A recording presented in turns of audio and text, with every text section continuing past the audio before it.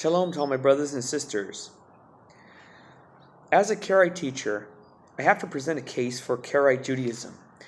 Before I begin, I want to state that I am very, very respectful to Orthodox Judaism in general, my Jewish brothers and sisters, and in no way is this video in any way, shape, or form meant to attack, ridicule, or to mock anything of the traditions of my Jewish brothers and sisters of Orthodox Judaism, because I deeply respect their views, opinions, teachings, traditions, and the sages of old, as well as the sages of today. This video is made with love, and we have to present our case, as well as they present their case for what they believe. So, that being said, I mean this with love and care. Let us begin. Let's look at the word Tanakh in general. The word katav contains kaf, tav, bet. It is a verb and generally means to write. Miktav contains mem, kaf, tav, and bet. The prefix being mem, it means a masculine noun that denotes from writing. From writing. Kakatav contains kaf, kaf, tav, bet, which would be as written or like written. Yiktav contains yod, kaf, tav, bet, the third person directing to an action. That being said, let us go to the scriptures and see whether the Karaite case is clear and consistent, and you, the viewer, has to decide whether the Karaite view is stronger or the Orthodox view. Or, if you're in the middle, just listen to the case so you can decide for yourself. Let's begin with Shemot, Exodus chapter 24, verses 3 through 4. Moshe went and repeated to the people all the commands of Yehovah and all the rules, and all the people answered with one voice, saying, all the things that Yehovah has commanded we will do. Moshe then wrote down all the commands of Yehovah. There it goes. Wrote down all the words of Yehovah. Early in the morning, he set up an altar at the foot of the mountain with 12 pillars for the 12 tribes of Israel. Exodus chapter 24, verse 12. Yehovah said to Moshe, come up to me on the mountain and wait there, and I will give you the stone tablets with the teachings and commandments which I have wrote down to instruct them. Exodus chapter 31, verse 18. When he finished speaking with him on Mount Sinai, he gave Moses the 2 tablets of the pact, stone tablets, written with the finger of Elohim. Exodus chapter 32, verses 15 through 16. Thereupon Moshe turned and went down from the mountain, bearing the 2 tablets of the pact, tablets inscribed on both sides. They were inscribed on the one side and on the other. The tablets were Elohim's work, and the writing was Elohim's writing, incised upon 2 tablets. So the commandments were written on both sides. A lot of times with artwork, they'll show the tablets written on one side each. That's not what the record says in Torah. Exodus chapter 32, verse 32. When it speaks about Moshe appealing for Israel when they created the golden calf, committed idolatry, he goes up to them and he says to Elohim, now, if you will forgive their sin, well and good, but if not, erase me from the record which you have written, or from the scroll or book you have written. Of course, not literally, but even in the sense of figuratively, it's something to be written down. Exodus chapter 34, verses 27 through 28. And Yehovah said to Moshe, write down these commandments, for in accordance with these commandments I make a covenant with you and with Yisrael. Verse 28, and he was there with Yehovah 40 days and 40 nights. He ate no bread and drank no water, and he wrote down on the tablets the terms of the covenant, the 10 commandments. Numbers chapter 33, verse 2. Moshe recorded or wrote the starting points of their various marches as directed by Yehovah. Deuteronomy chapter 4, verses 13 through 14. He declared to you the covenant that he commanded to you to observe, the 10 commandments, and he inscribed or wrote them on 2 tablets of stone. At the same time, Yehovah commanded me to impart to you laws and rules for you to observe or to read in the land that you are about to cross into and occupy. Deuteronomy chapter 5, verse 22. Yehovah spoke those words, those and no more, to your whole congregation and to the mountain, with a mighty voice out of the fire and dense clouds. He inscribed them on 2 tablets of stone, which he gave to me. Deuteronomy chapter 17, verse 18. When he is seated on his royal throne, he shall have a copy. This is the king of the future. A copy of this Torah written for him on a scroll by the Levitical priests. Now, I always state in all my videos that it should say after the statement of written down or copied, that he should also have the oral Torah explained to him. But we never find this.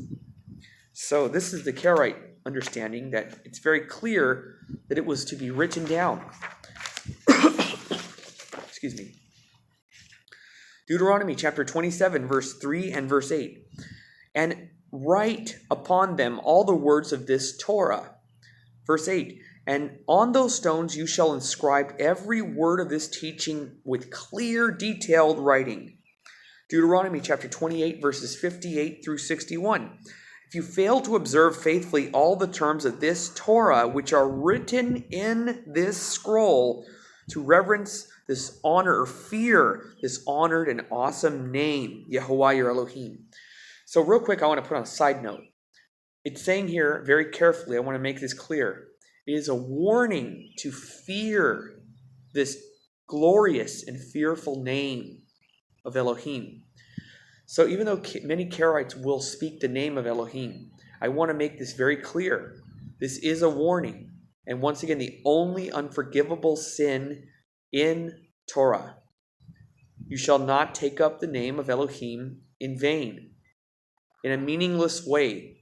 You must only be used for holiness and for teaching and for learning, for reading. So I want to make that clear for those of you watching. Be very careful how you use his name. It's the only thing that will not be forgiven. Verse 61. Moreover, Yehovah will bring upon you all the other diseases and plagues that are mentioned or written in this scroll of the Torah until you are wiped out if you do not adhere to this, he's saying. Deuteronomy chapter 31, verse 9, 22, and 24. Moshe wrote down this teaching and gave it to the priests, sons of Levi, gave it to them, the Torah, who carried the ark of Yehovah's covenant, and to all the elders of Israel. That day Moses wrote down this poem, also the poem, and taught it to the Israelites. And he charged Joshua, son of Nun, be strong and resolute, for you shall bring the Israelites into the land that I promised them on oath, and I will be with you. When Moshe had wrote down in writing the words of this teaching to the very end. Let's look at Tanakh after the Torah. In YHWH chapter 1 verse 8 it says, let not this scroll of the Torah cease from your lips, but recite it day and night, so that you may observe faithfully all that is written in it. Only then will you prosper in your undertakings. YHWH chapter 8 verse 31. As Moshe, the servant of Yehovah, had commanded the Israelites, as it is written in the scroll of the Torah of Moshe, an altar of unhewn stone upon which no iron had been wielded, they offered on it burnt offerings to Yehovah and brought sacrifices of well-being animals. YHWH chapter 8 verse 32, and there on the stones he wrote a copy of the Torah that Moshe had written for the Israelites. Joshua chapter 8 verse 34, after that he read all the words of the Torah, the blessings and the curse, just as it is written in the scroll of the Torah. There was not a word of all that Yehovah had commanded that Joshua or YHWH did not read to the entire congregation of Israel. There was not a word that YHWH did not read to all of Israel. And again, it does not say before or after that then he explained the oral Torah. It would have been really nice. And there would be no Karaites today if it says that, if it said that. There would be no Karaites because there would be no question. So we can't go with obscurity. We have to go with clear descriptions. YHWH chapter 18 verse 6. When you have written down the description of the land in 7 parts, bring it here to me. Then I will cast lots for you here before Yahweh Elohim. Again, everything that is to be written down was taken as law, serious. It had to be written down. Just like today. You can't just shake someone's hand and have an agreement. It wouldn't work. You have to have something written, a contract. That's how it works. Everything had to be written down because men are corrupt. Men will corrupt things. And that's what happens. Let's look at Joshua chapter 23, verse 6. But be most resolute to observe faithfully all that is written in the scroll of the Torah of Moshe, without deviating it from it to the right or to the left. All that is written in the scroll of the Torah, over and over and over. Now, like I said, if it explained the oral Torah right next to that statement, clearly, there would be no Karaites today. But we are still here because we have to adhere to the clear writings of the Torah and Tanakh in general. And I have other videos with more verses covering this subject. But this is just a brief description of the Karaite view that we must follow the words of Elohim written in Tanakh, the Hebrew Scriptures, and the Torah as the words of Elohim and nothing more. And that's our viewpoint based on the written words of Elohim. Shalom, and thank you so much for joining me.